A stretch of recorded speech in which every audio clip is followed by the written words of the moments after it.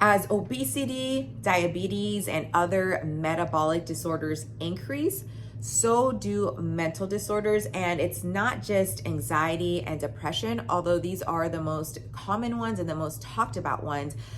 But things like ADHD and autism and bipolar and schizophrenia, all of these mental disorders have literally tripled just in the past few years. Now, is this a coincidence? And science has proven that it is not a coincidence. Our brain health and our physical health, they go hand in hand. They both affect each other. There's data now also stating that there are insulin receptors in the brain. So a lot of us, when we think of insulin, we think about our pancreas and how it releases insulin when we eat carbs or sugar, anything like that. And not only is that affecting our blood sugar and our body, but also it is affecting our brain health. It affects something called your mitochondria. Now, what's happening to these mitochondria is it's something called oxidative stress. We're pretty much killing our mitochondria, which therefore means we're not powering our cells the way that they're supposed to be powered, right? The mitochondria powers every single cell in our body. And if we're causing this stress in our mitochondria, then we are creating toxicity, and we're not, again, fueling our cells like they're supposed to, and therefore we're creating brain fog, inflammation, and so many other diseases in our body. So what can we do about this? What can we do to prevent, not only help our physical well-being, but also our mental health and our mental well-being? And it's simple, but it's definitely not easy nowadays.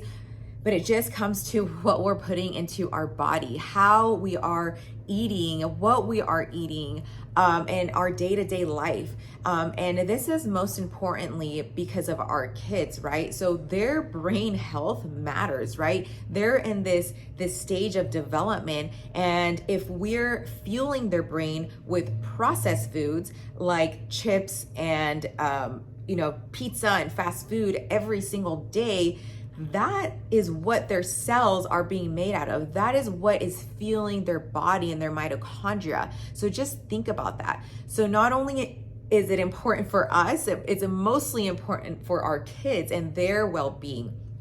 So start with small goals. This can be a little bit overwhelming because we're like, man, we're eating, processed foods and all this sugar every single day. And mental health is so important to all of us. What could we do? And at the end of the day, it's not complicated, like I mentioned, but it's not easy. What you have to do is just focus on eating more whole foods, period. Just try to eliminate as much sugar as you can from your diet, things like soda or candy or too much bread or just all these highly processed foods. Try to eliminate as much as you can and replace them. So it's not always about eliminating, but then replace them with whole foods, things that grow from the earth, vegetables, fruits, proteins and eggs and things that are gonna fuel your body appropriately. Because everybody wants to feel good, right? Everybody wants to live a happy life, and we want our children to feel good. We want them to live a happy life, and it truly comes down to your nutrition. Hands down, I believe that the way that we feel, in our happiness level has a lot to do with what we're fueling our body with. So I really want to encourage you guys all to look at your day-to-day life. What are you making your body out of? Literally what you eat, what you put in your body, that is what is creating the cells in your body, your brain cells, your organ cells, your muscle cells, everything. So are we creating good energy in our body? Are we creating health in our body? Or are we creating toxicity and inflammation and disease in your body? It's something that everybody should be asking themselves.